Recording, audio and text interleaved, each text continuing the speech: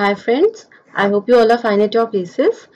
तो फ्रेंड्स मैं कोर्स बना रही हूँ जो है आपका डेटा एनालिटिक्स यूजिंग पाइथन पे। ये 21 डेज कोर्स होगा आपका, जिसके अंदर आपको प्रोग्रामिंग सिखाई जाएगी पाइथन की, जितनी भी उसकी कोर लाइब्रेरीज है वो सारा, machine learning and deep learning की सारी एप्लीकेशंस जो होती है प्रोग्रामेटिकली। बेसिकली जो ये कोर्स है टोटल प्रोग्रामिंग बेस्ड कोर्स होगा। इसके अंदर मैं आपको प्रॉपर कोड लिख के डेटा सेट के ऊपर वर्क करके आपको दिखाने वाली हूँ।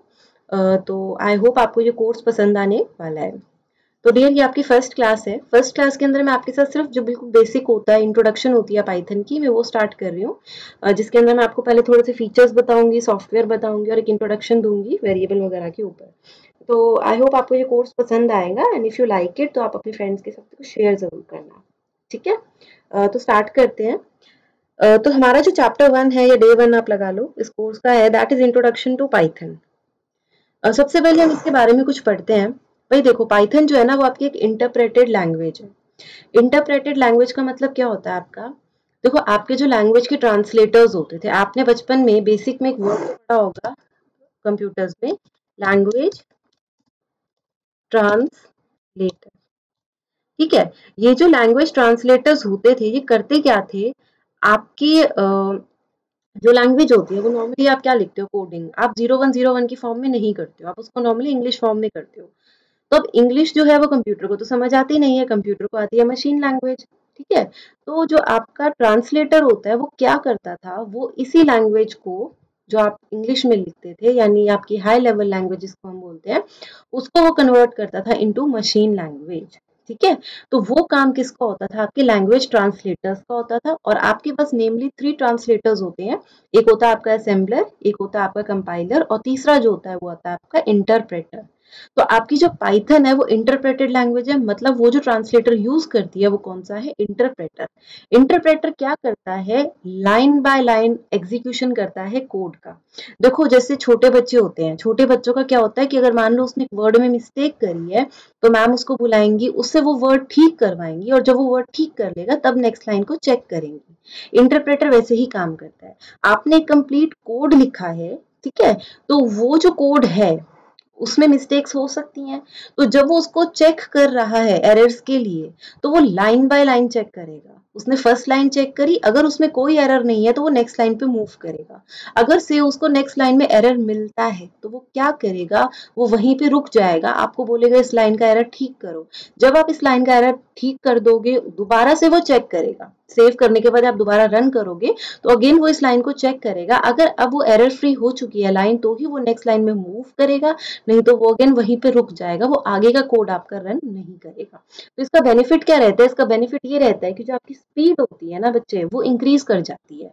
कंपाइलर के केस कंपैरिजन में इंटरप्रेटर जो होता है स्पीड वाइज वो फास्ट होता है। तो इसीलिए पहली बात तो ये कि एक इंटरप्रेटेड लैंग्वेज है, इसी वजह से फास्ट भी है, हाई लेवल है, क्योंकि मैंने आपको पहले ही बता दिया कि इंग्लिश के वर्ड्स को यूज कर रही है, तो हमारे लिए इजी हो जाता है और कंप्यूटर के लिए क्या हो जाता है? हाई लेवल की हो जाती है। फिर है जनरल पर्पस प्रोग्रामिंग लैंग्वेज। इससे आप बहुत सारी अपने जो आपको रिक्वायरमेंट है उसके अकॉर्डिंग कस्टमाइज वे से आप इसके सॉफ्टवेयर डेवलप कर सकते हो। बनाई किसने थी? ग्यूडो एंड रॉसम ने बनाई थी। पहली बार कब रिलीज किया था? 1991 में रिलीज किया था, क्योंकि एक लैंग्वेज थी एबीसी नाम। कौन सी नाम की? एबीसी। वो उसके कंस्ट्रक्ट से हो गया था फेडअप। कौन? ग्यूडो वेन रॉसम, जो इनके क्रिएटर हैं, वो इससे बहुत ज्यादा फेडअप हो गए थे, ठीक है, उसके कंस्ट्रक्ट से, ठीक है, स्ट्रिक्टनेस से। तो इसी वजह से फ्रस्ट्रेशन में उन्होंने ये एक ऐसी लैंग्वेज बनाई थी कि भाई ये बढ़िया सी लैंग्वेज होगी, स्मॉल लैंग्वेज होगी, लाइब्रेरीज होंगी, एक्सटेंसिबिलिटी हो जाएगी, एक्सटेंशंस आती जाएंगी और उसके अकॉर्डिंग हम वर्क करते जाएंगे। बहुत सारी लाइब्रेरीज है इसके अंदर, आप जब नीड करे किसी भी लाइब्रेरी को इंपोर्ट करिए और उससे वर्क कर लीजिए। बहुत ही ज्यादा डायनेमिकली टाइप लैंग्वेज की, पहले से सब कुछ बताने की जरूरत नहीं है, कौन सी टाइप का वेरिएबल होगा कुछ नहीं बताना। तो उसने एक बड़ी फ्लेक्सिबल सी लैंग्वेज बनाई थी एबीसी से फ्रस्ट्रेट होके। तो वो लैंग्वेज कौन सी बनी आपकी आगे चल के? पाइथन बनी। फ्री एंड ओपन सोर्स है, फ्री लैंग्वेज है, मतलब आप इजीली इसको डाउनलोड कर सकते हो। ओपन सोर्स है, आप इसके कोड में चेंजेस कर सकते हैं और आगे रीडिस्ट्रीब्यूशन भी कर सकते हो इस लैंग्वेज का, सब कुछ आपको अलाउ है। फीचर्स में चले बच्चे, तो इट सपोर्ट मल्टीपल प्रोग्रामिंग पैराडिग्म्स। अब बहुत सारे आपको पता है कि आपकी जो ये जो लैंग्वेजेस हैं ये बहुत सारे पैराडाइम्स से चेंज हुई हैं। जैसे सबसे पहले आपकी प्रोसीजरल लैंग्वेज आती थी, जिसमें आप प्रोसीजर बनाया करते थे, उसके बाद फंक्शनल आई थी जिसमें फंक्शंस बना पा रहे थे, इंपेरेटिव आई थी उसके बाद जिसमें इफ एल्स का स्ट्रक्चर यूज हो रहा था, फिर ऑब्जेक्ट ओरिएंटेड आई जिसमें आप क्लासेस का यूज कर रहे थे। ठीक है, तो ऐसे आपकी क्या बहुत सारे पैराडाइम शिफ्ट हुई है लैंग्वेजेस के अंदर, यानी जो कंस्ट्रक्ट्स यूज हुए हैं हर एक लैंग्वेज के अंदर, ये टॉप डाउन में था, इसके अंदर आप फंक्शंस बना पा रहे थे, ये आपका बॉटम अप अप्रोच में आ रहा था। तो ये सारी जो शिफ्टिंग हुई है, कोई लैंग्वेज किसी को सपोर्ट करती है, अब C plus plus object oriented की है, सी लैंग्वेज आपकी या बेसिक लैंग्वेज आपकी प्रोसीजरल को फॉलो करती है, ठीक है, कोई टॉप डाउन को, कोई बॉटम अप को फॉलो करती है। लेकिन जो पाइथन है वो सबके साथ बढ़िया है, वो कह रही मुझे कोई फर्क नहीं पड़ता, मैं सारी पैराडाइम वाली लैंग्वेजेस के साथ वर्क कर पाऊंगी। आप उसमें ऑब्जेक्ट ओरिएंटेड का कॉन्सेप्ट भी यूज कर सकते हो, प्रोसीजरल का भी, फंक्शनल का भी और इंपेरेटिव का भी, सारे कंस्ट्रक्ट्स आप यूज कर सकते हैं। डेवलपर फ्रेंडली है, सिंटेक्स इज वेरी इजी, इसका सिंटेक्स बाकी लैंग्वेजेस के कंपैरिजन में बहुत ज्यादा इजी है। ठीक है, प्लेटफॉर्म इंडिपेंडेंट है, प्लेटफॉर्म इंडिपेंडेंट मतलब आप इसको विंडोज पे यूज करो, आप इसको लिनक्स पे यूज करो, आप इसको मैक ऑपरेटिंग सिस्टम कोई सा ले लो, ठीक है, आप सब पे वर्क कर सकते हो, प्लेटफॉर्म इंडिपेंडेंट है, इसको कोई फर्क नहीं पड़ता कौन से ऑपरेटिंग सिस्टम पे काम कर रहे हो। डायनेमिकली टाइप्ड है, मैंने आपको बोला था ना डायनेमिकली टाइप्ड है, मतलब आपको एडवांस में बताने की जरूरत ही नहीं है कि वो वेरिएबल किस टाइप का है, इंटीजर है, फ्लोट है, जैसे सी में बताते हो, सी प्लस प्लस जावा सब में बताते हो, इसमें आप नहीं बताते, इसको फर्क ही नहीं पड़ता। ये कहता है जब आप रन टाइम, किस टाइम पे, जब आप अपना रन टाइम पे कोड रन करो तभी पता चल जाएगा, उसको कोई फर्क नहीं पड़ता। आप बस वैल्यू डाल दो वेरिएबल के अंदर, रन टाइम पे वो खुद पता कर लेगा कि इसकी टाइप क्या है, आपको टाइप नहीं बतानी है एडवांस में, कोड में आपको लिखने की जरूरत नहीं है कि इंटीजर टाइप का है। रन टाइम पे यानी जब आप अपने प्रोग्राम को रन करोगे उस टाइम पे ये खुद ही देख लेगा कि भाई उसकी टाइप है क्या। मशीन लैंग्वेज एल्गोरिदम जो है पाइथन की, ये बहुत जरूरी चीज है आपकी, उसने एक रेवोल्यूशन ला दिया है डेटा एनालिटिक्स के उसमें, ठीक है, फील्ड में। तो ये मशीन लर्निंग के एल्गोरिथम्स हम बहुत सारी करने वाले हैं, प्रैक्टिकली डीप लर्निंग के एल्गोरिथम्स तक हम जाएंगे, डेटा सेट पे वर्क करेंगे, तो आपको बहुत मजा आने वाला है इस कोर्स में।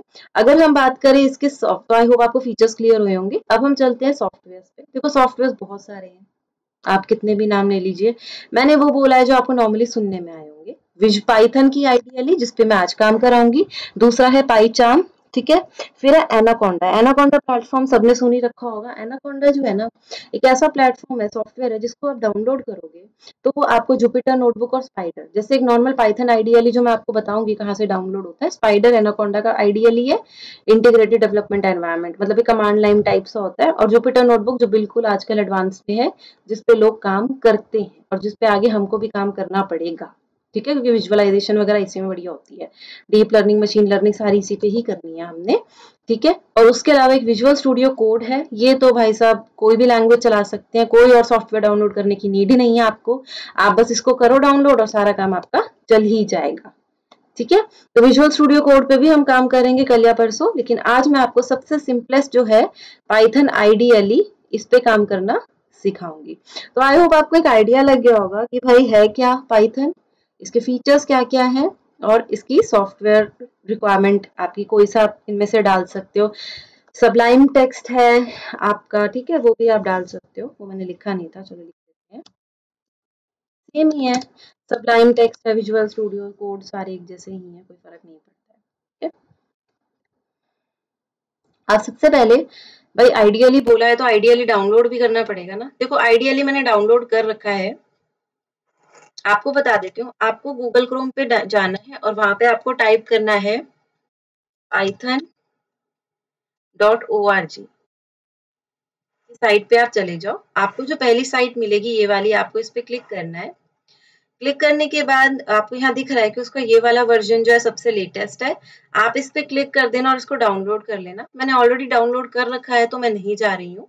अगर आपके पास एक डायलॉग बॉक्स आएगा उसके अंदर ना वो आपको एक पिप, उसमें बहुत सारे सिलेक्ट करने होंगे, तो उसमें एक पिप करके कुछ सिलेक्शन का ऑप्शन आएगा, PIP पिप, ठीक है, तो उसको आपने जरूर इनेबल करना है। एक चेक बॉक्स आएगा, यहाँ लिख देती हूँ मैं, ठीक है, और उसमें पिप करके कुछ लिखा होगा तो भैया उसमें टिक कर देना, वो बहुत इंपॉर्टेंट है, ठीक है। तो अब आइडियली को ओपन कर लेते हैं।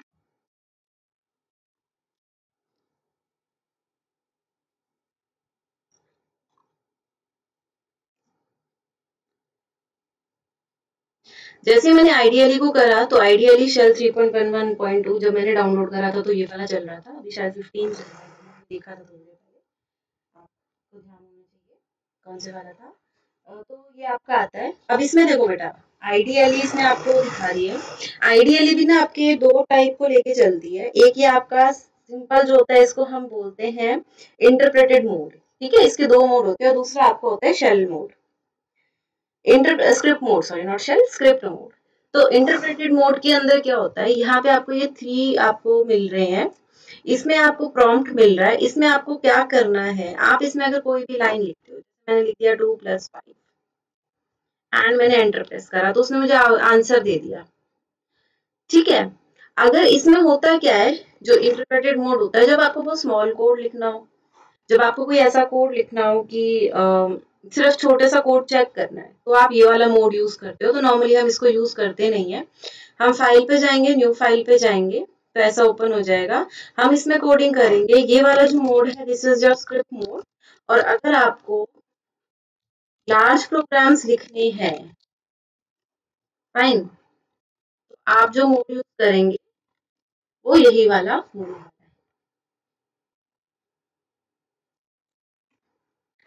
अब मैं आपको जो नेक्स्ट चीज बता रही हूँ, दैट इज वेरिएबल्स। ये कोड नहीं कर रहे हैं हम, ये मैं आपको थोड़ी सी डेफिनेशन ही बता रही हूँ, ताकि ना आपको एक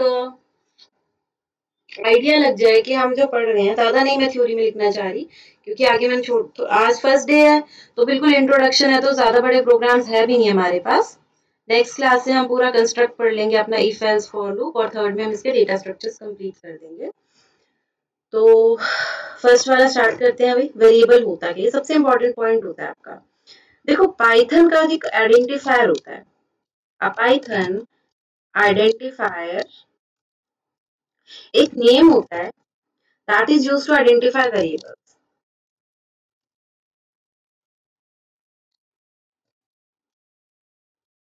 एक डेफिनेशन लिख रही हूँ, आप देखना।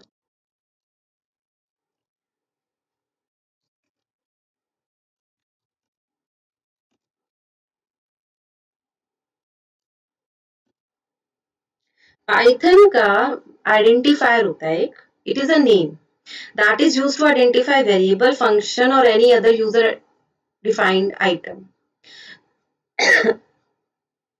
यानी अगर आपने पाइथन में कोई भी कंस्ट्रक्ट यूज किया है, तो आपको उसको नाम देना पड़ेगा, ठीक है, तो वो हो जाएगा पाइथन का आइडेंटिफायर। तो यहाँ से हमें 3 चीजें पता चली कि आप कोई वेरिएबल बना सकते हो, आप कोई फंक्शन बना सकते हो, या फिर आप कोई यूजर डिफाइंड आइटम बना सकते हो। तो सबसे पहले हमारा जो काम होगा ना, वो वेरिएबल्स से होगा।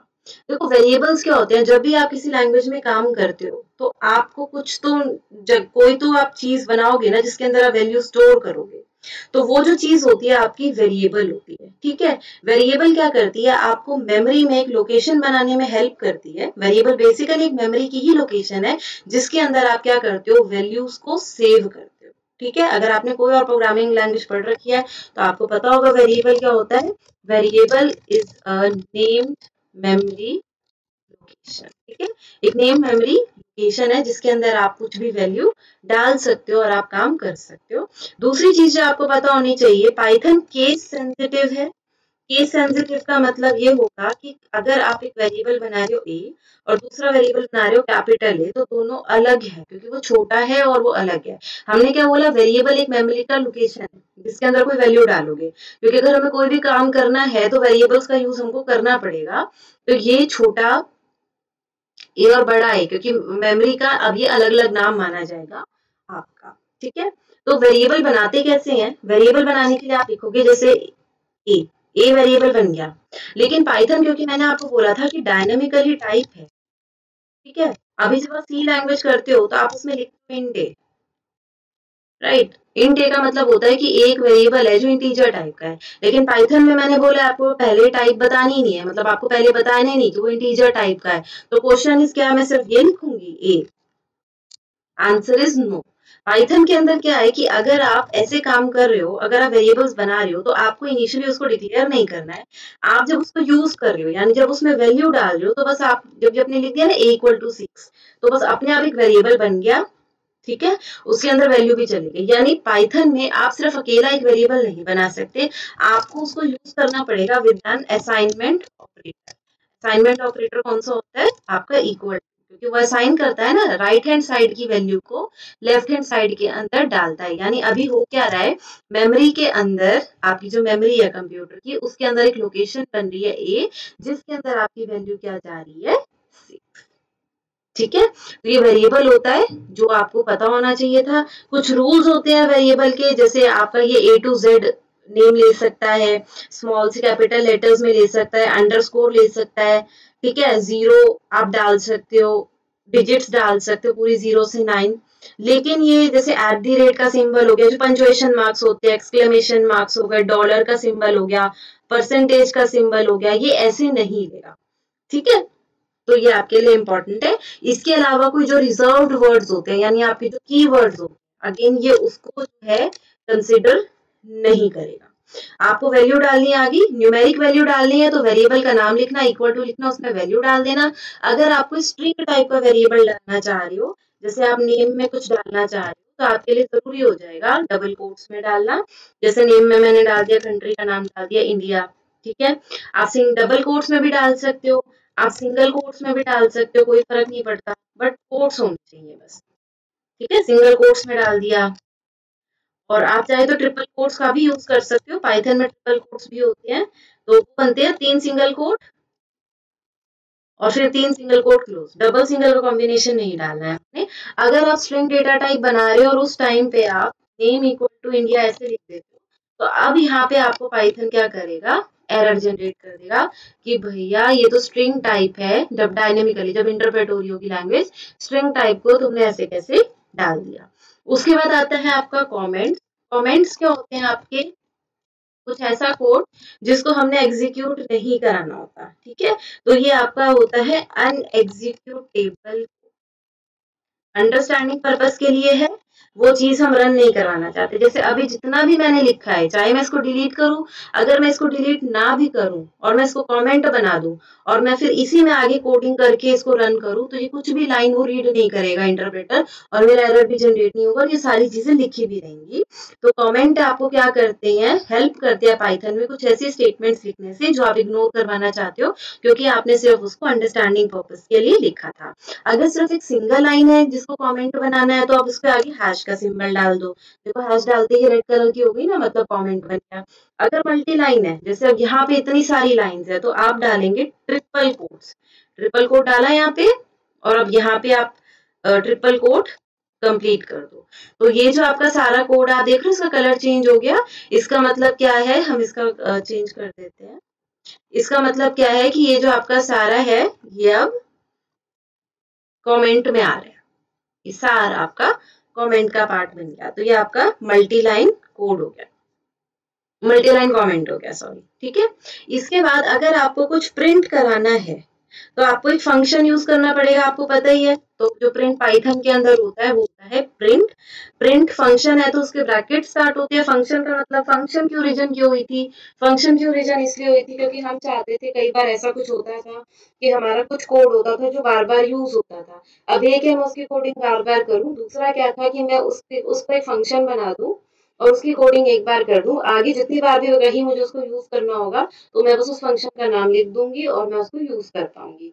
अब कुछ फंक्शंस जो होते हैं वो आपके होते हैं यूजर डिफाइंड, कुछ होते हैं built in. Built in functions कौन से होते हैं, बिल्ट इन फंक्शंस जो ऑलरेडी जिसने लैंग्वेज लिखी है, ग्यूडो एंड रोसन जी ने हमको दे दिए थे, तो हमको प्रॉब्लम नहीं है। ठीक है, बिल्ट इन फंक्शन वो वाले होते हैं आपके। और जो आपका ये वाला है, जो आपका दूसरा होता है यूजर डिफाइंड फंक्शन, हम खुद बनाते हैं अपने काम के। तो अभी जो प्रिंट है that is a built in function, क्योंकि प्रिंट की डेफिनेशन की ये क्या काम करेगा वो ऑलरेडी लैंग्वेज में लिखी हुई है, मैं नहीं लिखूंगी उसकी कोडिंग। तो मैं बस प्रिंट को यूज कर रही हूँ, नाम से पता चल रहा है कि ये प्रिंट कराएगा। तो जस्ट पहले हम अपना एक कोड लिखते हैं, नहीं तो आप कहोगे तब से थ्योरी पढ़ा रही है। मानो मुझे कोई चीज आउटपुट में दिखानी है, रिजल्ट दिखाना है, कोई चीज मैं अपने स्क्रीन पे आउटपुट के फॉर्म में दिखाना चाहती हूँ, तो हमेशा उसको प्रिंट में लिखा जाता है। वैसे की वैसी स्क्रीन के ऊपर दिखाने के लिए उस चीज को हम हमेशा डबल कोट्स में डालते हैं। तो जैसे मैं लिखना चाहती हूँ, welcome to, this is my first class, this is my first class of data analytics.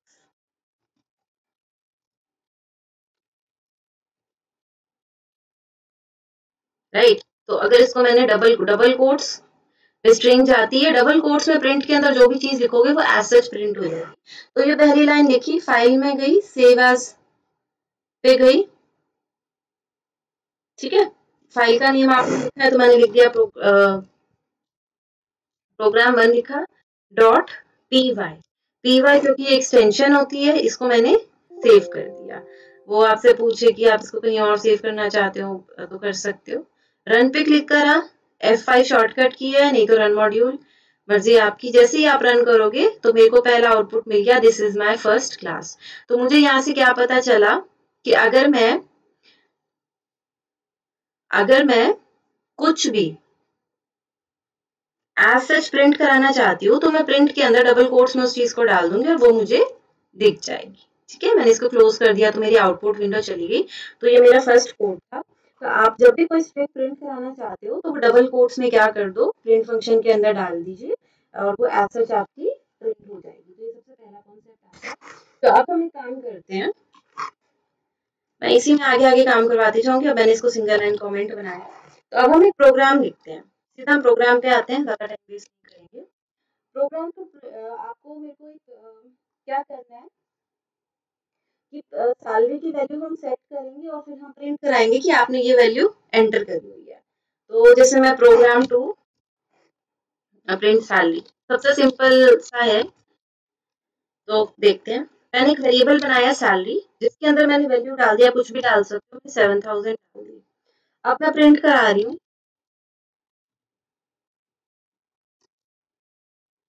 Total salary is, ठीक है, और प्रिंट में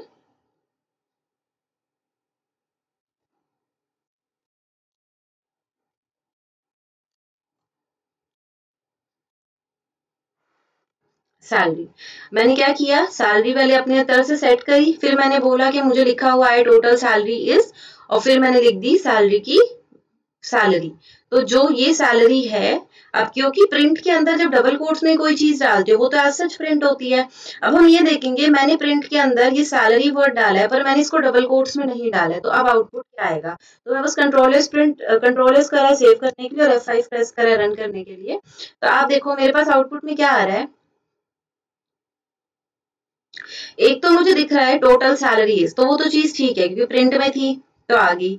फिर उसके बाद मुझे सैलरी की वैल्यू दिख रही है 7,000। अब आप ध्यान से देखो, सैलरी एक वेरिएबल बनाया था जिसके अंदर मैंने 7,000 वैल्यू डाली थी, मतलब इसकी मेमोरी में, कंप्यूटर की मेमोरी में 7,000 सैलरी नेम से गया हुआ था। जब मैंने प्रिंट के अंदर एक ऐसा वर्ड डाला जिसके पास कोई वैल्यू है, यानी जो एक वेरिएबल है, और उसको मैंने डबल कोट्स में नहीं डाला, तो क्या होगा, वो उसकी वैल्यू को एसेस करेगा।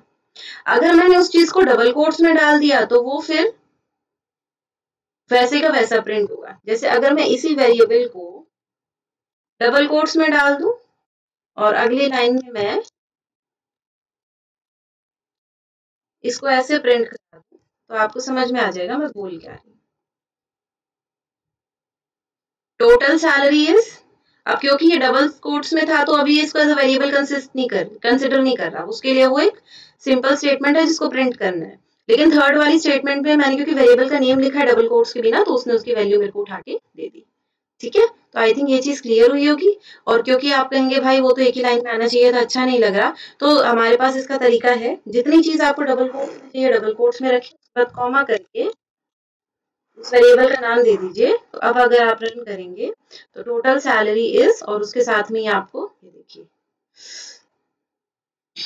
इसकी वैल्यू मिल जाएगी। टोटल सैलरी इज वैसे का वैसा, और उसके बाद मैंने कॉमा डाल के सैलरी वर्ड लिखा है तो मुझे सैलरी की वैल्यू मिल गई। ठीक है,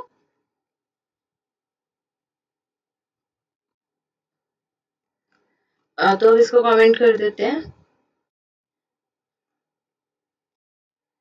चलो आगे चलते हैं। आगे अब हम क्या करेंगे, अब मैं आपके साथ पहले एक प्रोग्राम बनाती हूँ जिसमें हम मल्टी, अब आप पहले ये देखिए, आप मुझे बताएंगे इसका आउटपुट क्या है। मैंने प्रिंट लिखा,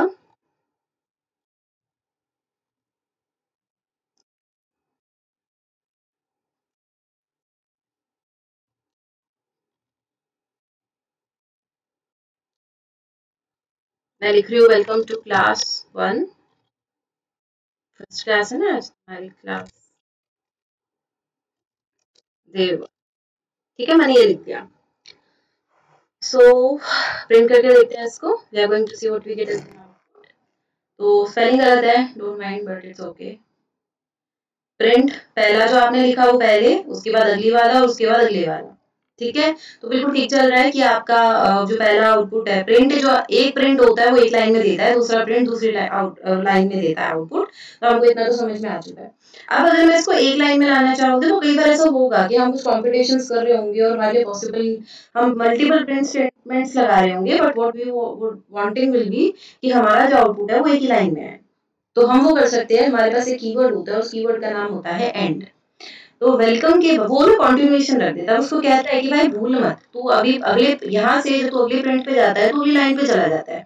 यहाँ पे हम एंड लगाएंगे और एंड उसको बोलेगा कि नहीं भाई रुक जा, अभी तूने यहीं पे रुकना है, तूने अगली लाइन में नहीं जाना। चाहे तेरे को प्रिंट की स्टेटमेंट मिलेगी लेकिन उसको तू प्रिंट करेगा उसी प्रीवियस लाइन में। तो मतलब एक लाइन में अगर आपको कंटिन्यूएशन में वर्क करना है तो जो आप कीवर्ड यूज करेंगे वो होगा एंड। एंड के बाद आप कुछ भी डाल सकते हैं, पहले हम इससे स्टार्ट करते हैं। एंड लिखा, एंड इक्वल टू एक कोड डाला, स्पेस दिया, दूसरा कोड डाला, उसके बाद टू के बाद फिर से मैंने कॉमा लिखा, एंड इक्वल टू एक कोड डाला, स्पेस दिया, नेक्स्ट कोड डाला। अब हम इसको रन करके देखते हैं। मैंने सेव कर दिया है, कंट्रोल है, सो F5 रन कर लूं।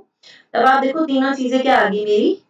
पहले वेलकम आया, अब इसने याद रखा हुआ एंड, फिर टू और फिर क्लास। ये जो हम इसके बीच में स्पेस डाल रहे हैं ना, वो स्पेस हम क्यों डाल रहे हैं, क्योंकि वो यहाँ पे आ रहा है।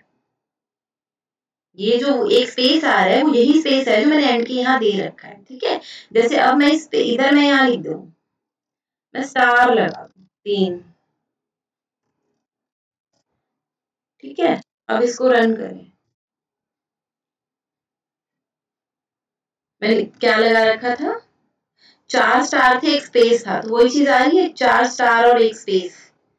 इधर 3 स्टार और एक स्पेस, क्योंकि मैंने इधर 3 स्टार और एक स्पेस था। तो जो चीज आप एंड के अंदर लगाएंगे वो आपका एक उन दो स्टेटमेंट्स के बीच में आ जाएगा और फिर आपका नेक्स्ट लाइन का जो आउटपुट है वो प्रीवियस लाइन में ही शो हो जाएगा। अगर मैं इसको यहाँ से हटा दूं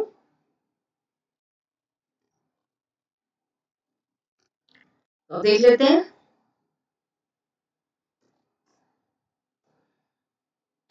वेलकम के बाद एंड आ रहा है तो 2 ऊपर आ रहा है, लेकिन 2 के बाद एंड नहीं है तो क्लास डे 1 नेक्स्ट लाइन में आ रहा है। तो आई होप आपको क्लियर हो चुकी होगी अब तक इसकी वर्किंग, एंड आपका वर्क करता कैसे है। अब नेक्स्ट हमारा आता है, उसको हम बोलते हैं एससीपी आर्गुमेंट। देखो एससीपी ऑपरेटर आपका क्या करता है, मैंने आपको बोला ना सेपरेटर पढ़ेंगे अब हम। जो आपका एससीपी ऑपरेटर होता है वो क्या करता है, सेपरेशन का बताता है। अभी हम क्या पढ़ने वाले हैं, एससीपी आर्गुमेंट। एससीपी का काम क्या होता है, देखो नॉर्मली आप जब प्रिंट लिखते हो, प्रिंट फंक्शन आप यूज करते हो, तो आपको आउटपुट में जो भी मिलता है उसके बीच में आपको क्या मिल रहा होता है, हर वर्ड के बीच में 1 स्पेस मिल रहा होता है। यानी वो सेपरेट किससे कर रहा है, आपके पूरे उसको हर एक वर्ड को एक एक स्पेस से। अगर आप कोई और सेपरेटर यूज करना चाहते हो जिससे वो क्या करे, वो स्पेस को उनके बीच में लाए, तो वो हम एससीपी आर्गुमेंट की हेल्प से कर सकते हैं। तो अब हम देखेंगे कैसे। जैसे मैं क्या कर रही हूँ, सबसे पहले मैंने वेरिएबल बनाए, एक वेरिएबल लिया। अब पाइथन में आप नया तरीका देखो डिक्लेरेशन का। मान लो आपको 3 या 4 वेरिएबल बनाए, 4 वेरिएबल के नाम लिखे और अब उनमें वैल्यूज डाल दो। जैसे मैं डाल दूँ 100, 150, 100 एंड 250। फाइन। तो अब अगर मैं प्रिंट कराऊं, जो सबसे बेसिक तरीका होता है जिसमें मैं variable 1, variable 2, variable 3 and variable 4 डाल दूं, तो आपका आउटपुट पता है क्या आएगा, तो सेव करके देख लेते हैं। तो आना चाहिए, ऐसे ही आना चाहिए, सारी वैल्यूज के बीच में एक एक स्पेस आना चाहिए, वही आ रहा है, कोई प्रॉब्लम नहीं है।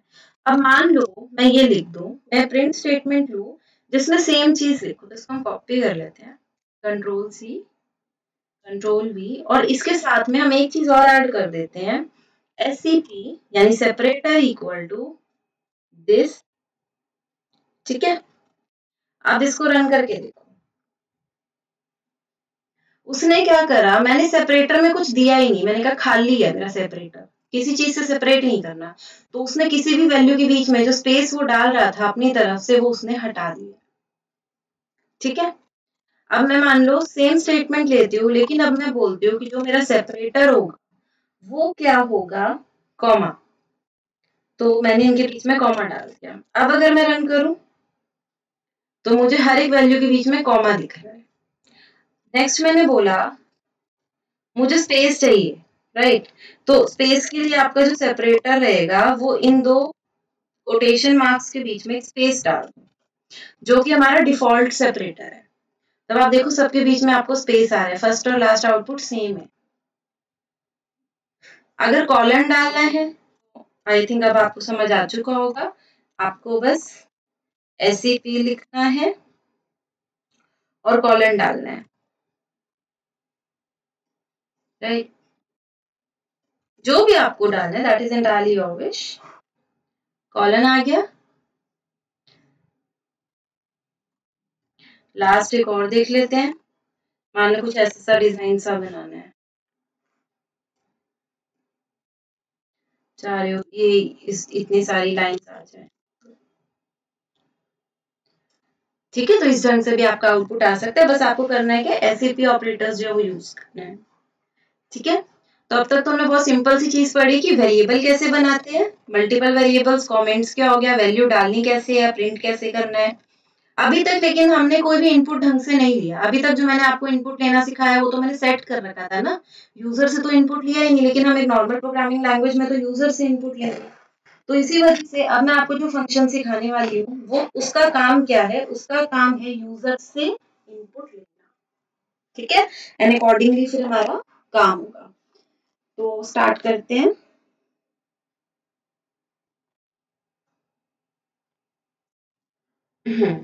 तो इनपुट फंक्शन में आपको बोल रही थी कि आपको इनपुट करते हैं आप इसकी हेल्प से। So let's start. मान लीजिए मैंने एक वेरिएबल बनाया जिसके अंदर मैं वैल्यू सेट नहीं करना चाहती, मैं चाहती हूँ कि यूजर खुद नंबर दे, मैं चाहती हूँ कि वो एंटर करे नंबर। तो मैं एक फंक्शन यूज करूंगी, उसका नेम है इनपुट।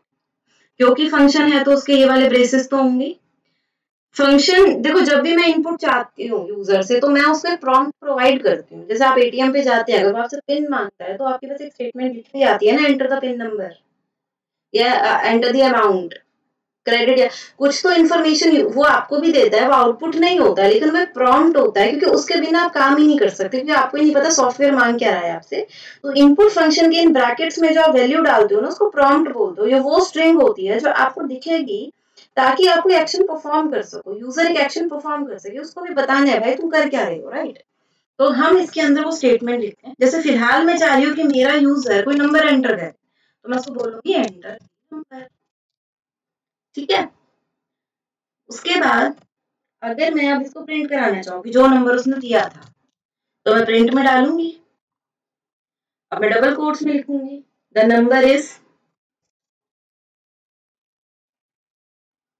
ठीक है। उसके बाद मैं इस नंबर की वैल्यू प्रिंट कराना चाहती हूँ तो मैं कॉमा लगाऊंगी, और जो वेरिएबल का नाम था मैं वो दूंगी। ये हम ऑलरेडी कर चुके हैं। और मान लो मैं उसका टाइप भी, ये बहुत जरूरी है तो इसी वजह से मैं उसका टाइप भी पूछ रही हूँ, यानी उसकी क्लास।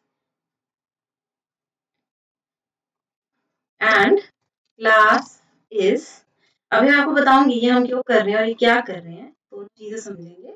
बस मैं अभी आप टाइप एक फंक्शन होता है जिसके अंदर मैंने नम पास करा है। एक बार हम इस कोड को रन करके देखते हैं और फिर मैं आपको बताऊंगी हमने करा क्या। नंबर मान लो मैंने एंटर करा है 21, तो वो कह रहे हैं number is 21 and the class is class string. STR मतलब स्ट्रिंग। तो यहाँ सोचने वाली बात है, नंबर है भाई 21, तो स्ट्रिंग कब से हो गया? इतना तो हमको पता ही है। अगर डेटा टाइप्स के आपको ज्यादा नॉलेज नहीं भी है तो 21 एक नंबर है, स्ट्रिंग तो अल्फाबेट्स होते हैं, राइट, या फिर अल्फा न्यूमेरिक होती है जिसको हम स्ट्रिंग बोल देते हैं। बट 21 में तो कोई अल्फाबेट यूज नहीं हो रहा। Now this is the reason why I have written this code, to make you understand this thing कि आपका जो इनपुट फंक्शन है वो क्या करता है, वो जो भी इनपुट लेता है वो उसको स्ट्रिंग मानता है, वो उसको नंबर मानता ही नहीं है। तो ये सबसे बड़ी चीज है जो आपको समझनी है। तो सबसे पहले आप देखिए मैंने इस कोड में लिखा क्या है। पहली लाइन तो आई थिंक आपको समझ में आ गई होगी। सेकंड में मैंने डबल कोट्स डाले, जो लाइन मुझे प्रिंट करानी थी द नंबर इज। उसके बाद मैंने कॉमा लगाया क्योंकि मैं अब अलग कर रही हूँ। अब मुझे उस वेरिएबल की वैल्यू चाहिए थी तो मैंने वेरिएबल का नाम लिख दिया, फिर मैंने कॉमा लगाया। उसके बाद मैंने डबल कोट्स में अगर आगे और काम लिखना है, अगर आगे फिर मुझे कोई चीज लिखनी है जो एज सच प्रिंट करानी है तो डबल कोट्स में वो लिखो, फिर कॉमा लगाओ और फिर कोई चीज तुमने करनी है, कोई फंक्शन लगाना है या कुछ करना है, तो जैसे टाइप एक फंक्शन है, मैं उस वेरिएबल की टाइप जानना चाह रही थी कि वो नंबर टाइप का है, क्योंकि देखो ये डायनेमिकली टाइप लैंग्वेज है, इसमें कई बार ऐसे होगा कि आप जिस टाइप का आंसर सोच रहे होंगे ये वो टाइप नहीं बनाएगी, तो एरर आने की प्रॉब्लम्स रहेंगे। तो टाइप फंक्शन से आप पता लगा सकते हैं कि कंप्यूटर या इंटरप्रेटर उसकी टाइप समझ क्या रहा है। ठीक है, तो यहाँ से मेरे को पता चला कि वो जो क्लास है उसकी वो स्ट्रिंग आ रही है। अब मैं आपको बताती हूँ कि इससे होगा क्या, because you will be like इससे हो क्या रहा है। अभी समझ तो आया नहीं होगा, बस इतना पता चला होगा कुछ करा है ये। तो इससे ऐसे होता है, जैसे मान लीजिए मैंने एक वेरिएबल बनाया ए, जिसमें वैल्यू डाल दी, इसे कॉपी कर लेते हैं,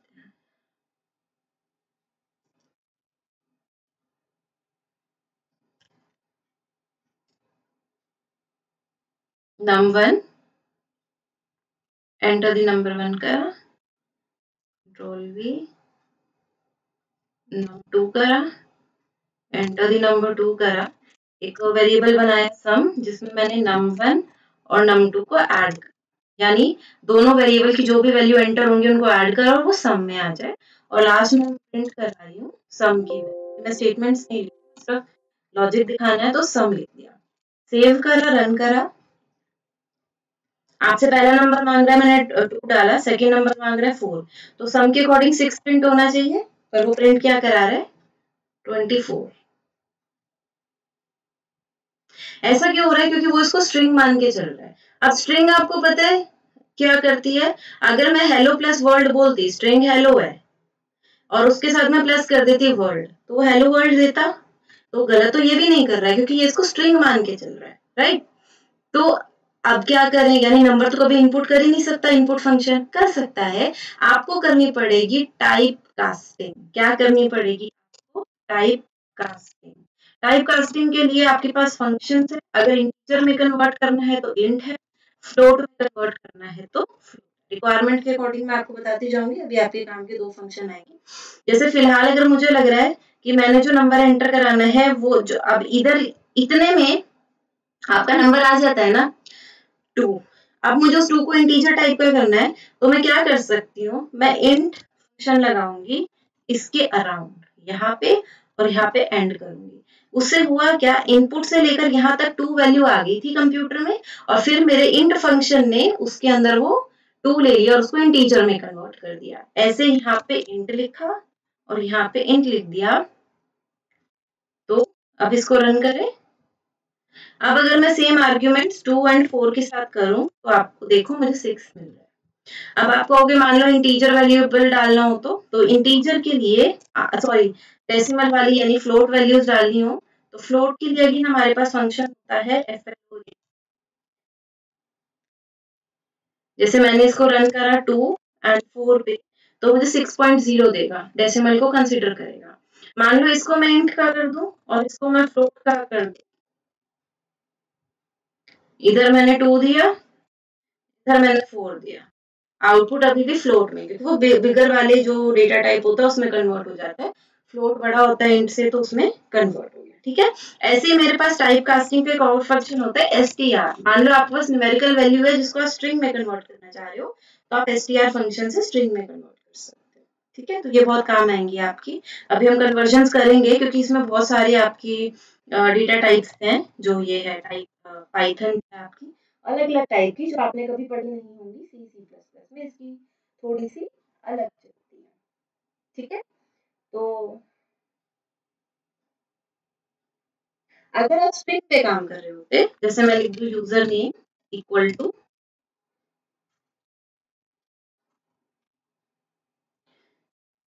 मैं आपका नेम एंटर करवा रही हूँ,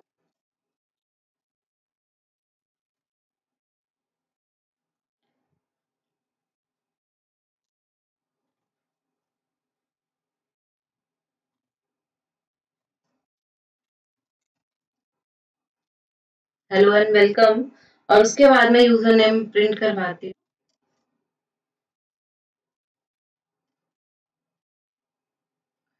मान लीजिए मैंने अपना नेम प्रिंट करवाया उर्विंदर, राइट। जैसे मैं एंटर करूंगी तो आएगा हेलो एंड वेलकम उर्विंदर। ठीक है, तो स्ट्रिंग के साथ हमको कोई प्रॉब्लम नहीं है, इनपुट फंक्शन तो ऑलरेडी स्ट्रिंग पे ही वर्क कर रहा है, इसलिए हमको कोई दिक्कत है ही नहीं यहाँ पे। ठीक है जी। इसके बाद इंट मैंने आपको समझा दिया, तो इंट आप आराम से कर सकते हैं, कोई इशू रहेगा नहीं हमें। फ्लोट फंक्शन भी हम समझ चुके हैं। अब हमारा नेक्स्ट जो फंक्शन आएगा ना बच्चे, वो होगा eval फंक्शन। बहुत इंटरेस्टिंग फंक्शन है, अभी देखते हैं।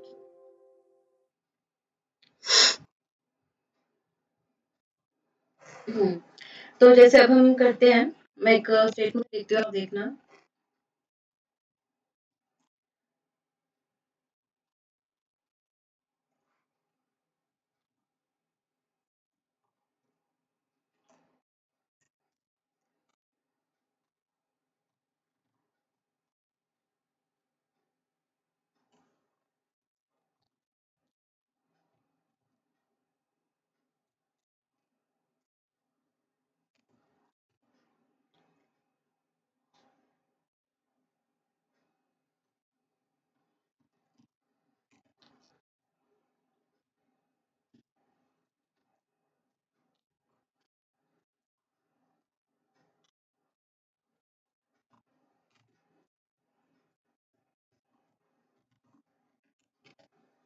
मैंने क्या लिखा है, मैंने एक वेरिएबल बनाया है वैल नाम का, और इसके अंदर मैंने लिखा है इनपुट एंटर वन। तो वो एंटर वन आपको प्रॉम्प्ट होगा, इनपुट फंक्शन है तो एक स्ट्रिंग वैल्यू जाएगी, और ई वैल फंक्शन मैंने लगाया है। ठीक है, तो अब हम देखते हैं eval फंक्शन करता है क्या है। प्रिंट स्टेटमेंट में मैंने लिखा है वैल वन डबल कोट्स में, तो वैसे का वैसा आएगा, उसके बाद उसकी वैल्यू आ जाएगी। फिर उन्होंने टाइप पूछा है किसका, वैल वन का। Let's run it and see what happens. मान लीजिए मैंने पहली वैल्यू डाली 23, तो वो मुझे दिखा रहा है वैल जो है वह 23, और क्लास में मुझे इंटीजर दिखा रहा है। अब ये थोड़ा सा कंफ्यूजिंग है भाई, क्योंकि इनपुट फंक्शन तो स्ट्रिंग लेता है, इंट फंक्शन लगाया नहीं है, तो eval ने इसको क्या दिखा दिया, इंटीजर दिखा दिया, राइट। तो now this is the work of your eval function. eval function से आप क्या कर सकते हो, आप उसकी data type according to the nature of input provided consider करवा सकते हो। मतलब वैल वन के अंदर जो वैल्यू गई है वो न्यूमेरिकल वैल्यू गई है, इंटीजर वैल्यू गई है, आपको इंट से उसको कन्वर्ट करने की नीड नहीं थी। eval फंक्शन इवेलुएट करता है जो भी चीज उसके अंदर जाती है, और टाइप वो अकॉर्डिंगली इनपुट के अकॉर्डिंग देख लेता है। ठीक है, तो इसलिए eval फंक्शन कई बार गलती भी कर जाते हैं, यही रीजन है, ये गलत है। अब ऐसे ही अगर मान लीजिए मैं सेम कोड को रन करती हूँ but with a different value, अब मैं 5.5 डालती हूँ, तो अब मुझे क्लास क्या दिखा रहा है, फ्लोट। उसने इसको डेसिमल भी मान लिया। और सेम कोड को अगर मैं रन करती हूँ, और अब मैं रन करती हूँ विद स्ट्रिंग, मतलब मान लो मैं डेली डाल देती हूँ, ऐसे डबल कोट्स में डेली डाला मैंने, तो अब वो इसकी स्ट्रिंग क्लास ले लेगा। मतलब आप जो भी वैल्यू डालोगे वो उसको इवेलुएट कर लेगा, एंड अकॉर्डिंगली वो क्या कर सकता है, उसकी क्लास को, उसको पता चल जाएगा कि उसकी क्लास है क्या। तो इवेलुएशन फंक्शन ये कर सकता है। इसके अलावा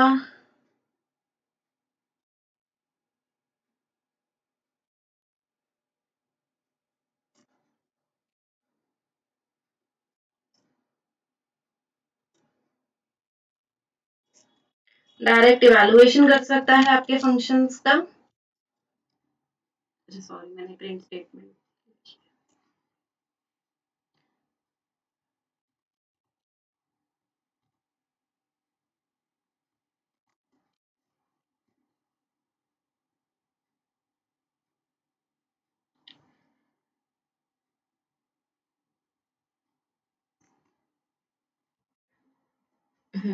वो एरर इसलिए आ रहा था, eval फंक्शन ये बोलता है कि उसके पास जो भी आप वैल्यू डालते हैं ना, वो स्ट्रिंग टाइप की या सिंगल सिंगल वैल्यू होनी चाहिए। 2+5 होगी, तो मैंने इसको एक डबल कोट्स में डाल के अब इसको एक स्ट्रिंग बना दिया है।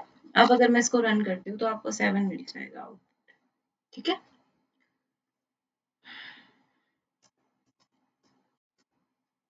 ओके डियर, अब हम चलते हैं आगे ऑपरेटर्स के ऊपर। ऑपरेटर्स जो होते हैं आपके बहुत सारे होते हैं, अरिथमेटिक होते हैं, असाइनमेंट ऑपरेटर हो गया, रिलेशनल हो गया, लॉजिकल हो गया। तो पाइथन के अंदर आपको कौन कौन से ऑपरेटर मिलते हैं? प्लस मिलता है, माइनस मिलता है, मल्टीप्लीकेशन, डिवीजन, मॉड्यूलस ऑपरेटर जो परसेंटेज की फॉर्म में होता है, डबल स्टार मतलब एक्सपोनेंशियल, एंड फ्लोर डिवीजन के लिए डबल स्लैश मिल जाता है आपको। ठीक है, तो हम एक काम करते हैं, हम एक प्रोग्राम बनाते हैं जल्दी से, जिसके अंदर हम ये सारे नंबर्स जो है ऑपरेटर्स की वर्किंग देख लेंगे। सबसे पहले हम जो कर रहे हैं वो अपना कर रहे हैं हम अर्थमेटिक ऑपरेटर, ताकि हमें सारे ऑपरेटर्स का एक बार पता चल जाए जो हम इसमें यूज कर सकते हैं। तो सबसे पहले हमने एक नंबर 1 लिया, इंटीजर पे काम कर रहे हैं, फ्लोट पे भी कर सकते हो, फर्क नहीं पड़ता। इंट में लिख के इनपुट फंक्शन से एंटर नंबर 1 कर दिया,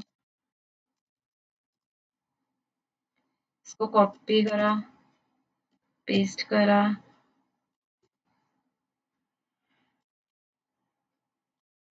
ठीक है। मान लो आपको क्या करना है, सबसे पहले उनका सम निकालना है, तो आप प्रिंट में क्या लिख सकते हो, यानी ऑपरेटर कौन सा यूज होगा आपका? प्लस। अच्छा, एक चीज और बताती हूँ आपको, मान लीजिए मैंने एंटर करा और मैंने स्पेस देख के अब मैं ये लाइन लिखूंगी प्रिंट, ठीक है, या पहले करेक्ट आउटपुट देख लेते हैं फिर गलत वाला। प्रिंट लिखा, प्रिंट के अंदर मैं क्या चाह रही हूँ कि कुछ ऐसा सा लिखा हुआ है, पहले मेरे पास पहला नंबर है, फिर मेरे पास मैं प्लस का साइन लगा देती हूँ बीच में, फिर मेरे पास दूसरा नंबर है, वेरिएबल है जैसे 5 + 6, ठीक है, और उसके बाद फिर इक्वल टू आ जाए, और उसके बाद मेरे पास जो भी उनका सम है वो आ जाए, क्योंकि इंटरैक्टिविटी आपके आउटपुट में आप कैसा दिखाना चाहते हो वो आपके ऊपर है। तो मैंने ये लिख दिया, num1 यानी उसकी वैल्यू उठा लेगा, डबल कोट्स में प्लस तो प्लस लगा देगा, फिर num2 बिना कोट्स के उसकी वैल्यू उठा लेगा, इक्वल टू कोट्स में वो लगा देगा, फिर num1 + num2, मैंने दोनों वेरिएबल्स को क्या कर दिया, ऐड कर दिया, ठीक है। तो अब आप देखिए, अगर मैं इसको रन करूं तो क्या आएगा, नंबर 1 मैंने 3 लिया, नंबर 2 मैंने 4 लिया, तो 3 + 4 7 आ गया भैया, ठीक है।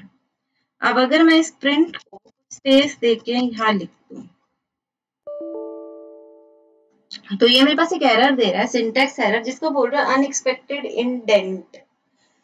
बहुत इंपॉर्टेंट पॉइंट है पाइथन के अंदर। देखो बाकी सारी जो लैंग्वेजेस थी उसके अंदर ना आप ब्रैकेट्स का यूज करते थे, इफ यू रिमेम्बर। क्या करते हैं इसको पहले हम, बाकी सारी लैंग्वेजेस के अंदर आप ये वाले जो ब्रैकेट्स होते थे आपके कर्ली ब्रेसेस, इनका यूज करते थे, जैसे यहाँ पे एक ब्रैकेट यूज कर दिया फिर आगे, तो उसे पता चल जाता था कि ये वाला जो कोड है वो ऊपर बिलोंग कर रहा है, लेवल्स पता चल जाते थे। पाइथन में ब्रेसेस का तो हम यूज ही नहीं कर रहे, राइट, तो फिर पता कैसे चलेगा? तो उसके लिए ये बहुत मैटर करता है कि आप मार्जिन के रिस्पेक्ट में कहाँ टाइप कर रहे हो। अभी ये सारा कोड जो है आपका ये एक ही टाइप का है ना, तो इस वजह से आप इसको क्या करो, इसको एक ही लाइन में लिखो, मतलब एंटर करने के बाद ये सबसे यहाँ पे आता है मार्जिन में, तो यहीं से आपको टाइप करना है, पहला नंबर लेगा, दूसरा लेगा, बाद में ये सम कर देगा। धीरे धीरे मैं आपको बताऊंगी कि इंडेंटेशन कहाँ यूज होंगी, किस लिए यूज होती है। अभी एक ही ब्लॉक में है, सबका जो सारी लाइंस को आपने एग्जीक्यूट करना है, सारों का जो प्रेफरेंस है वो एक ही है, मतलब प्रेफरेंस नहीं, जो प्रायोरिटी है सबकी है, पहले इसकी प्रायोरिटी फिर इसकी, कोई ऐसा नहीं है कोई एग्जीक्यूट होना चाहिए कोई एग्जीक्यूट नहीं होनी चाहिए, हमने सारी लाइंस को एग्जीक्यूट करना है, इसलिए हमने इन सबको एक ही लेवल पे रखना है। तो बस ये ध्यान रखना कि गलती से यहाँ पे और स्पेस डाल के मत लिख देना, नहीं तो ये आपको एरर दे देगा, ठीक है। तो इसको हम रन करके तो देख ही चुके थे, तो ये आपका था प्लस का, दोबारा से इसी को हम रन कर लेंगे, पर इस बार हम इसको बना लेंगे माइनस के लिए।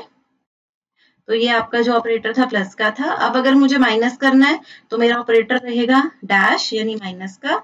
अब अगर मैं F5 रन करूं, नंबर 4 लिया, अगला नंबर मैं 7 ले लेती हूँ, तो इसने आपको क्या दे दिया, अच्छा वहां मैंने गलती कर दी, यहाँ मैंने प्लस लिख रखा था ना, तो इसको माइनस कर देंगे, दोबारा से रन करते हैं, 4 6, तो 4 - 6 इज -2, ठीक है। अब अगर तीसरा ऑपरेटर होता है आपका मल्टीप्लीकेशन का, मल्टीप्लीकेशन के लिए हम यहाँ पे मल्टीप्लाई का साइन जो आपका स्टार होता है, और यहाँ पे भी हम स्टार डाल देंगे, अब इसको रन कराएंगे, अनडिटर्मिन्ड स्ट्रिंग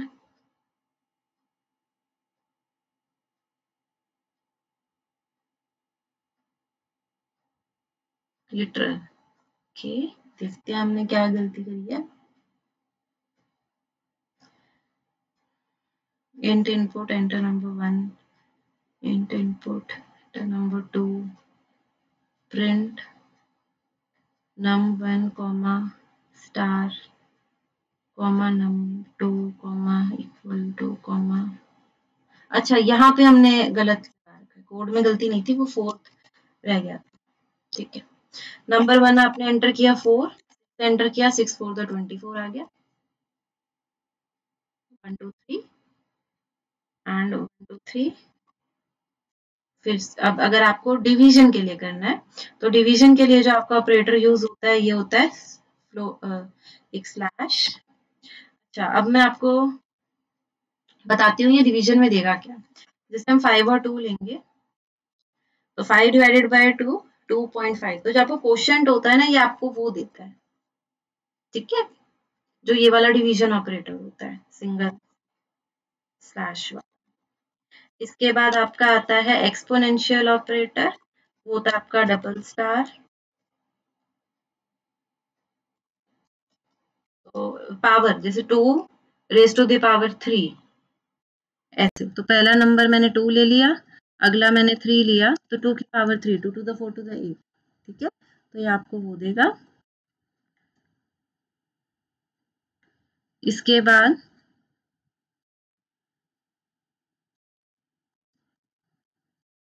नेक्स्ट जो ऑपरेटर रहेगा, मॉड्यूलस ऑपरेटर रहेगा।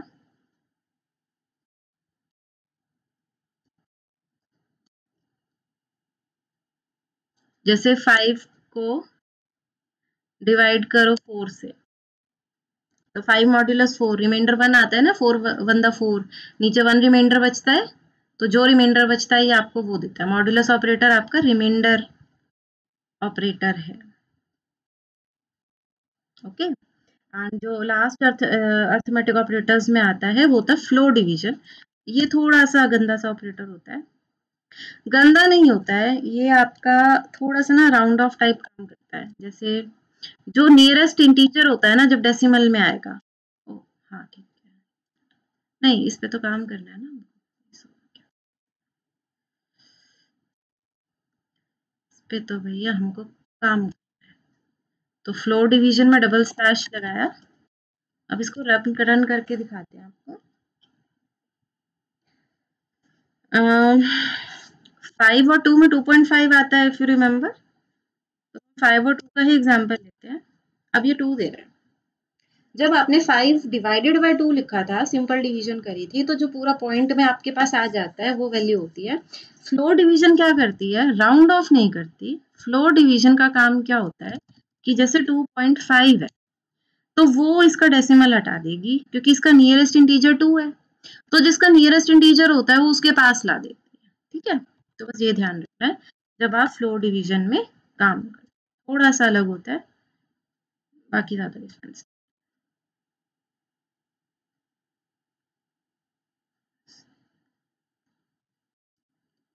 ठीक, इसके बाद जो नेक्स्ट कैटेगरी ऑफ ऑपरेटर्स आती है डियर, वो आपकी होती है assignment operators. Different types of operators जो होते हैं वो आपके असाइनमेंट ऑपरेटर्स होते हैं। कुछ लेफ्ट टू राइट असाइनमेंट करते हैं, कुछ राइट टू लेफ्ट करते हैं। नॉर्मली जो होते हैं आपके left to right to left ही होता है, मतलब राइट में जो भी चीज होगी वो आपकी लेफ्ट में चली जाएगी।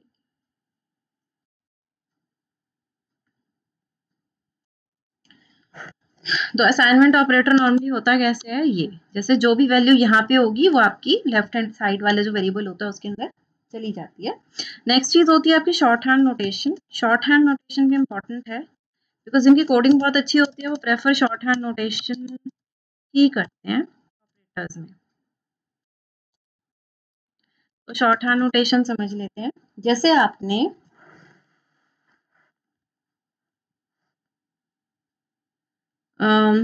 एक वेरिएबल बनाया रिजल्ट, ठीक है, उसमें आपने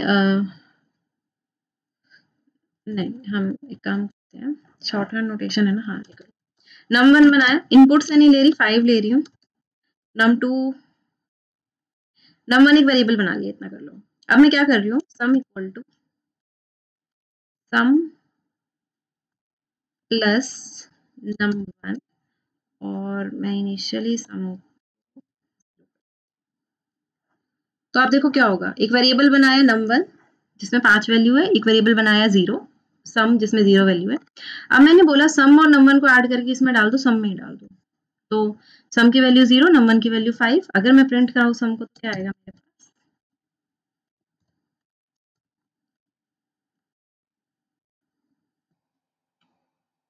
5 आ जाएगा, ठीक है, ओवरराइट कर देगा सम को। अब इसी चीज को मैं कैसे लिख सकती थी, शॉर्ट हैंड नोटेशन के थ्रू, जो यहाँ पे वेरिएबल है उसको डिलीट कर दो, ठीक है, और जो ऑपरेशन मैं परफॉर्म कर रही हूँ ना उसको यहाँ कर दो। मैंने क्या लिखा है, सम प्लस इक्वल टू num1, अभी भी 5 आ रहा है। इसका मतलब क्या है कि अगर मेरे पास कोई ऐसा केस है जिसके अंदर मेरा लेफ्ट हैंड साइड पे वेरिएबल और राइट हैंड साइड पे वेरिएबल है, तो मैं उसको सेम वेरिएबल है तो उसको 2 बार ना लिख के, अगर मैं उसी वेरिएबल पे बार बार काम कर रही हूँ तो मैं क्या कर सकती हूँ, जो ऑपरेटर मुझे परफॉर्म करना है वो मुझे इक्वल टू के पहले लिखना है और उस वेरिएबल का नाम हटा दो। तो ये पूरी जो स्टेटमेंट है sum equal to sum plus N num1 इसमें कन्वर्ट होगी सम प्लस इक्वल टू num1।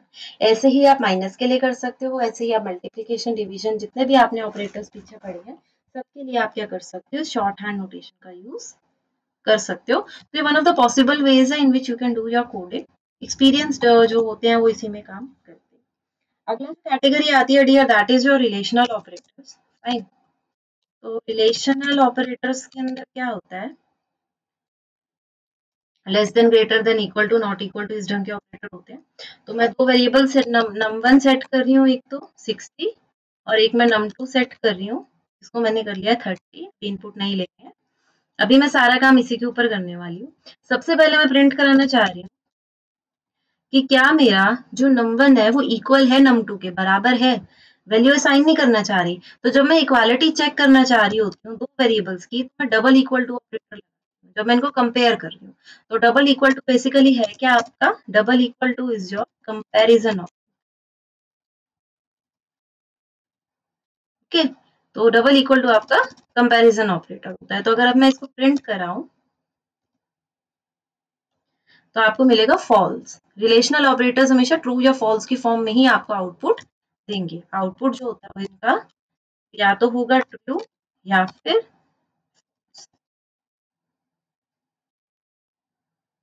अब अगर मैं चाहूं और मैं प्रिंट कराना चाहूं कि क्या ये नॉट इक्वल टू है, बराबर नहीं है, तो बराबर के लिए जो आपका ऑपरेटर होता है वो होता है एक्सक्लेमेशन का मार्क और इक्वल टू। एक्सक्लेमेशन का मतलब नॉट, इक्वल टू, तो वो तो ये है, तो आपको सेकंड आउटपुट क्या मिलेगा, ट्रू मिलेगा, ठीक है। तो ये आपका होता है नॉट इक्वल टू ऑपरेटर। कौन से वाला, एक्सक्लेमेशन और इक्वल, दोनों के बीच में स्पेस नहीं आएगा। अब इसके बाद अगर मैं देखना चाहूं क्या ये ग्रेटर है, num1 ग्रेटर देन num2, तो आंसर इज यस, ट्रू। अगर मैं लेस देन का देखना चाहूं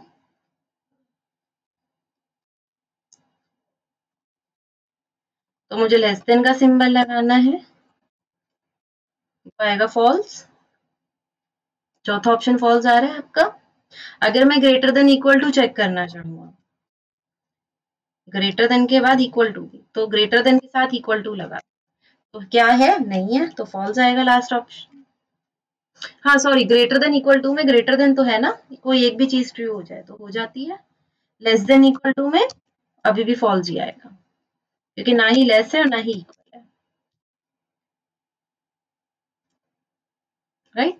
तो आपको ऑपरेटर्स पता चल गए कौन कौन से होते हैं। ये आपके टोटल में लॉजिकल सॉरी रिलेशनल ऑपरेटर्स हैं जो आप यूज करते हैं पाइथन में। बाकी सबके नेम्स आपको पता ही होंगे इसलिए मैंने लिखे नहीं है। नेक्स्ट जो कैटेगरी ऑफ ऑपरेटर्स है that is your logical operators. Logical operators आपके थ्री होते हैं, one is your and, second is your or and third is your not. And operator बोलता है कि इसको जितनी भी कंडीशंस दोगे सारी ट्रू होनी चाहिए, और ऑपरेटर बोलता है कि जो भी रिजल्ट होगा मैं उसको उल्टा कर दूंगा, और नॉट सॉरी, और बोलता है कि दोनों में से एक भी कंडीशन ट्रू है तो मेरे को चल जाएगा। नॉट ऑपरेटर बोलता है जो भी चीज मेरे को दोगे मैं उसका उल्टा कर दूंगा। ठीक है, तो मैंने 3 वेरिएबल्स ले लिए अपने। अब अगर मैं आपको प्रिंट कराऊं कि क्या num1 ग्रेटर देन num3 है, मैं 2 कंडीशन चेक करना चाहती हूँ, तो एक कंडीशन तो ये लिख दी, अब बीच में मैं लगा रही हूँ एंड, दूसरी कंडीशन लगा रही हूँ क्या मेरा num2 जो है वो भी ग्रेटर देन है num3 है। आउटपुट से पहले मैं आपको एक चीज बताऊं ये वर्क कैसे करेगा। ये पहली कंडीशन है, ये आपकी दूसरी कंडीशन है।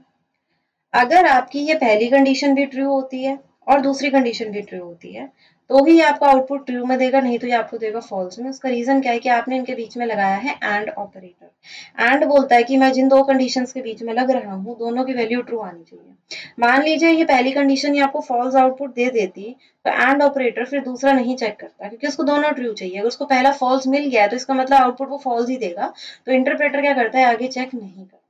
ठीक है, तो अगर अब मैं इसको प्रिंट कराऊं तो आप पहले खुद देखिए क्या नंबर num3 से बड़ा है, नहीं है, फॉल्स है, तो बस आपको आउटपुट फॉल्स ही मिलने वाला है।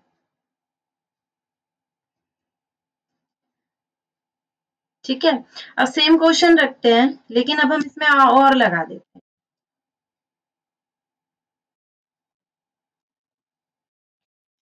अब पहली कंडीशन तो फॉल है लेकिन दूसरी कंडीशन की num2 ग्रेटर देन num3 है वो ट्रू है, और कहता है कोई एक भी कंडीशन ट्रू हुई तो मेरे को बढ़िया मैं आउटपुट ट्रू दे दूंगा।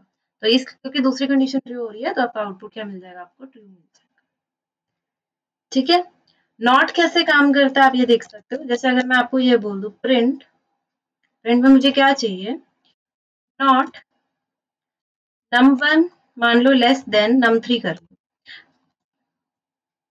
तो num1 लेस देन num3 क्या होगा, देखो क्या num1 num3 से कम है, पहले तो आप ये देखो आउटपुट इज फॉल्स, इसने फॉल्स देना है, नॉट क्या करेगा इस फॉल्स को उल्टा जो है ट्रू, नहीं sorry, num1 is less than num3 yes true है तो उसका उल्टा कर देगा नॉट विच इज फॉल्स, तो आउटपुट में आपको क्या मिलेगा, फॉल्स मिल जाएगा।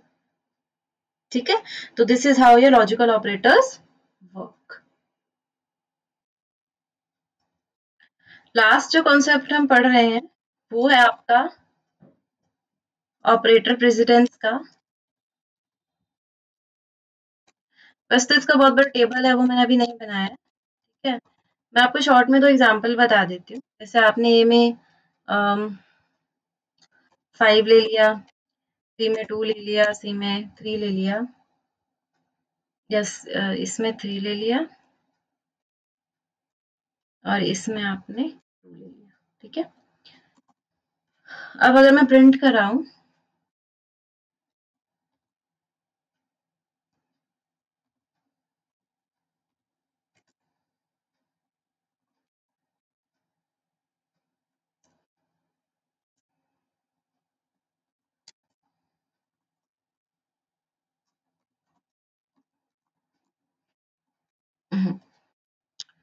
ए प्लस सी मल्टीप्लाई ए प्लस बी, आप ब्रैकेट्स देखिए तो आपको हमेशा याद रखना है कि ब्रैकेट्स को हम इसमें पैरेंथेसिस बोलते हैं, तो parent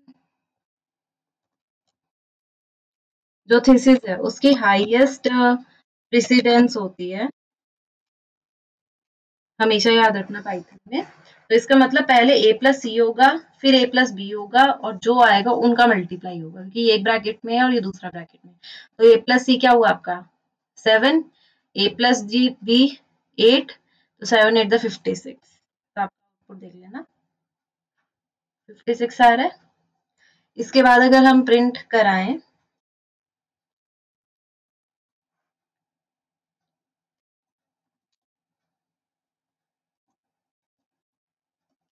A plus C multiply by B, तो मल्टीप्लीकेशन की प्रेसिडेंस जो होती है वो आपकी प्लस से ज्यादा होती है। सबसे ज्यादा प्रेसिडेंस होती है आपकी पैरेंथेसिस, फिर एक्सपोनेंट की, उसके बाद प्लस डिवीजन हो गया, मॉड्यूलस हो गया, इन सब की, उसके बाद प्लस माइनस की, उसके बाद रिलेशनल, फिर असाइनमेंट और फिर लॉजिकल एंड बुलियन ऑपरेटर्स। तो यहाँ पे मल्टीप्लीकेशन की ज्यादा है तो पहले सी मल्टीप्लाई बी होगा 3 to the 6 और 6 फिर 5 में ऐड होगा 11 11। ठीक है, तो आई होप आपको ऑपरेटर प्रेसिडेंस भी समझ में आया होगा। प्रेसिडेंस टेबल हम देख लेते हैं।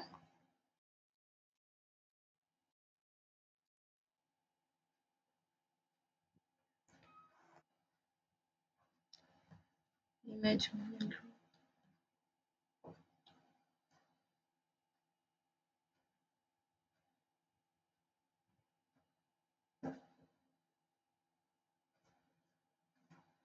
तो आपका एक्सपोनेंशियल हो गया, फिर कॉम्प्लीमेंट हो गए, मल्टीप्लाई डिवाइड हो गया, एडिशन सब्ट्रैक्शन हो गए, है ना, कंपैरिजन ऑपरेटर हो गए, असाइनमेंट हो गया, और बाद में आपके लॉजिकल ऑपरेटर आ गए। ठीक है, इसके ऊपर आपके कंपैरिजन ऊपर आते हैं और लॉजिकल आपके सबसे नीचे आते हैं। ठीक है, तो ये आपको ध्यान रखना है। अब लास्ट जो आपका टॉपिक है वो आपको बस थोड़ा सा एक बताने के लिए है कि हम और क्या क्या पढ़ने वाले हैं और कौन कौन सी लाइब्रेरीज हैं। तो हम एक बार पीपीटी को ओपन कर लेते हैं, इसमें मैं आपको लिख देती हूँ। कोर लाइब्रेरीज, जो आपकी बेसिक लाइब्रेरीज हैं इन पाइथन, कौन कौन सी है? एक तो है नमपाई। देखो नमपाई का काम क्या होता है, अगर कोई भी आपकी साइंटिफिक कंप्यूटेशन आपको करनी है, ठीक है, एरेज के ऊपर या मैट्रिसेस के ऊपर, यानी कैलकुलेशन वाला पार्ट, मैथमेटिकल वाला पार्ट करना है, तो आप नमपाई की लाइब्रेरी को यूज करने वाले हो, जो मैं आपको कराने वाली हूँ। फिर आपका पैंडास की एक लाइब्रेरी होती है। अगर आपके पास लेबल्ड डेटा है जिसको आपने क्लीन करना है, एक्सट्रैक्ट करना है, प्रोसेस करना है, डेटा बहुत सारा होगा हमारे पास, डेटा सेट तो इजीली डाउनलोड हो सकते हैं आपके, लेकिन उनकी क्लीनिंग, उनकी एक्सट्रैक्शन, उनकी प्रोसेसिंग, उनकी विजुअलाइजेशन, राइट, एग्रीगेशन, यानी उनको ज्वाइन करना, उन सारे डेटा में से एक आउटपुट निकालना, तो ये सब आप किसकी हेल्प से कर सकते हो? पैंडास की हेल्प से कर सकते हो। नेक्स्ट है आपकी मैटप्लॉटलिब, ये सब पे हम काम करेंगे। ठीक है, मैटप्लॉटलिब में आप क्या करते हो, जैसे आपको ग्राफ्स बनाने हैं, पैंडास के साथ आपका ये यूज हो सकता होता है, स्कैटर प्लॉट, बार चार्ट हो गया, लाइन चार्ट, आपका हिस्टोग्राम हो गए, स्पेक्ट्रोग्राम हो गए, काउंटर प्लॉट्स होते हैं आपके, तो ये सारी जो है लेजेंड्स वगैरह, ग्रिड, वो सब आप इससे मैनेज कर सकते हो। नेक्स्ट होती है आपकी सीबॉर्न की लाइब्रेरी। सीबॉर्न जो आपकी लाइब्रेरी है ना, ये भी विजुअलाइजेशन के लिए यूज होती है, स्टैटिस्टिकल टूल्स, जैसे आपकी हीट मैप हो गए, चार्ट्स हो गए, जो और भी ज्यादा बेटर समराइज डेटा दिखाते हैं आपको, तो उस केस के लिए आप सीबॉर्न को यूज करते हैं। साईपाई होती है। साईपाई किस काम आती है आपकी? अगर आपको लीनियर अलजेब्रा करना है, ऑप्टिमाइजेशन करनी है, ठीक है, बहुत ज्यादा हाई लेवल का आपको स्टैटिस्टिकल मैथमेटिक्स करना है, छोटे लेवल का नमपाई होता है, बड़े लेवल का साईपाई यूज होता है आपका। ठीक है, इसके अलावा स्टैट मॉडल्स यूज होते हैं, जिसमें आप डेटा एक्सप्लोरेशन कर सकते हो, स्टैटिस्टिकल एनालिसिस कर सकते हो। In addition to that, you have scikit। वैसे तो एसक्यूएल हम बोलते हैं, बट हम इसको साइकिट बोल देते हैं। दिस लाइब्रेरी आपको बहुत सारा जो है ना, सुपरवाइज्ड और जो अनसुपरवाइज्ड मशीन लर्निंग के आपको एल्गोरिथम्स करनी है, वो सारी आप इसकी हेल्प से कर सकते हो। फिर आपका आएगा नेचुरल लैंग्वेज प्रोसेसिंग के लिए, अगर आपको किट्स चाहिए तो आप एनएलटी के ये लाइब्रेरी यूज करेंगे। ठीक है, ये आपकी नेचुरल लैंग्वेज प्रोसेसिंग के लिए, जैसे अगर आपको क्लासिफिकेशन करना है, टोकनाइज करना है, समराइजेशन, टेक्स्ट का एनालिसिस करना है, ये सारी चीजें आप इससे कर सकते हैं। नेक्स्ट आपकी केरास, केरास की लाइब्रेरी आपकी यूज होती है अगर आप डीप लर्निंग कर रहे हो। ठीक है, डीप लर्निंग के लिए न्यूरल नेटवर्क्स, टेंसर फ्लो, ठीक है, ओपन सीवी की लाइब्रेरी है ना, तो उसके साथ ये यूज होती है, तो वहां पे आप इनको यूज कर सकते हो। ठीक है जी, तो हम जब काम करेंगे हम इन सारी लाइब्रेरीज के ऊपर वन बाय वन वर्क करने वाले हैं। क्लास, आई होप आपको आज का जो भी कंटेंट है वो समझ में आया है। आज वाला आपको बहुत बेसिक लग रहा होगा, actually it is basic because it was an introduction class. मैंने अपनी तरफ से ट्राई करा है कि जिनको लैंग्वेज नहीं भी आती उनको भी समझ में आ गया हो कि सिंपल कोडिंग करनी कैसे है, क्योंकि कल की क्लास से हम जो प्रॉपर वाले आपके प्रोग्राम्स होते हैं जो आप बनाते रहते हो और सोचते हो हमारी प्रोग्रामिंग बहुत अच्छी हो गई है, तो कल की वीडियो में सिर्फ वैसे ही प्रोग्राम्स करने हैं हमने, और उसके बाद से जो इसके खतरनाक वाले डेटा स्ट्रक्चर्स हैं, list, tuple, set, tuple, third class में हम उस पर वर्क करेंगे, एंड फोर्थ पे हम पैंडास पे जाएंगे, नमपाई पे जाएंगे, और उसके बाद मतलब फोर्थ क्लास से आप लगा लीजिए कि हम नमपाई और इसके ऊपर जंप करने वाले हैं, एंड एट्थ शायद क्लास से हम अपना इसके ऊपर मशीन लर्निंग के ऊपर आ जाएंगे। तो इफ यू फील लाइक ये वीडियो आपके लिए मतलब आपको समझ में आ रही है या इम्पोर्टेंट है, तो अपने फ्रेंड्स के साथ शेयर करिएगा and thank you for giving your time. Bye bye.